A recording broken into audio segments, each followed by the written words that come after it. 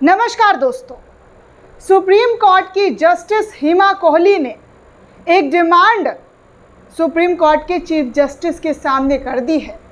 ये डिमांड बहुत ही अहम डिमांड है दोस्तों।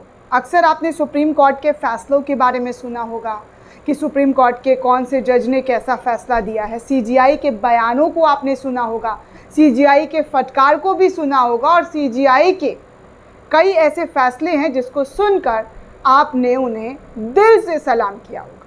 लेकिन अब सुप्रीम कोर्ट के आगे सुप्रीम कोर्ट की जस्टिस हिमा कोहली ने अपने आखिरी दिन में चीफ जस्टिस डीवाई चंद्रचूड़ के सामने एक बहुत ही बेहतरीन डिमांड कर दी है। अब चीफ जस्टिस डीवाई चंद्रचूड़ उनकी डिमांड को पूरा करते हैं या नहीं करते हैं, ये तो आने वाले समय में पता लगेगा। लेकिन फ़िलहाल आपको बता दूं कि जस्टिस हिमा कोहली जो है उनका रिटायरमेंट आज हो रहा है। 1 सितंबर को वो सुप्रीम कोर्ट की जस्टिस नहीं होंगी, वो पूर्व जस्टिस कहलाएंगी।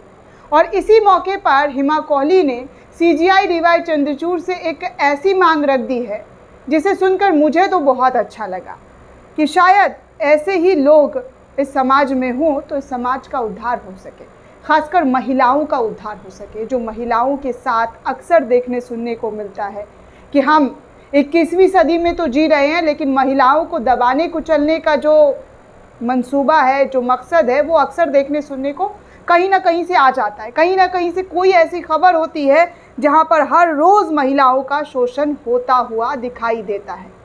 आप कोलकाता से लेकर उत्तर प्रदेश, राजस्थान, मध्य प्रदेश, बिहार, तमाम जगह, यूपी, हर तरफ देखेंगे तो महिलाओं को शोषण होता ही रहता है। महिलाओं को दबाने की कोशिश की जाती है, उनको जान से मारने की कोशिश, इनफैक्ट मार भी दिया जाता है। लेकिन अब इस पूरे मामले को देखकर जस्टिस हिमा कोहली ने अपनी जगह पर, जी हाँ अपनी जगह पर, सीजीआई डीवाई चंद्रचूड़ साहब से ये डिमांड कर दिया है कि उनकी जगह पर एक महिला जस्टिस को ही अपॉइंट किया जाए। ये मांग जस्टिस हिमा कोहली की तरफ से की गई है। पूरी खबर क्या है दोस्तों, आपको बता दूं कि पूरी खबर क्या है और पूरी खबर में किस तरीके से जस्टिस हिमा कोहली ने सीजीआई से अपने रिटायरमेंट के टाइम पर क्या कुछ कहा। दरअसल दोस्तों, सुप्रीम कोर्ट की जज बनने वाली 8वीं महिला जस्टिस हिमा कोहली ने रिटायरमेंट से पहले अपने विदाई समारोह में सीजीआई डीवाई चंद्रचूड़ से एक ही तोहफा मांगा, सिर्फ एक तोहफा मांगा है। उन्होंने कहा कि मेरे जाने के बाद इस जगह पर किसी महिला जज की ही नियुक्ति की जाए।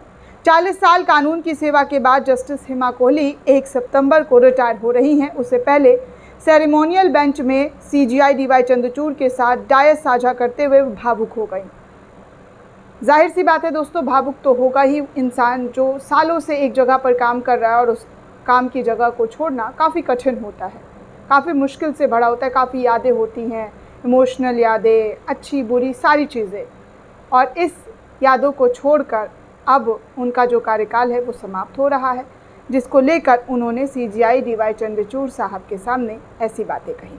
शुक्रवार को उनका आखिरी कार्य दिवस था। उन्होंने कहा कि वो इस मौके पर ब्लैक एंड वाइट दुनिया को अलविदा कह रही है। इस मौके पर सीनियर वकील कपिल सिब्बल ने भी भावुक बातें कही और सीजीआई से आग्रह किया कि महिलाओं को न्यायपालिका में उचित स्थान दिया जाए।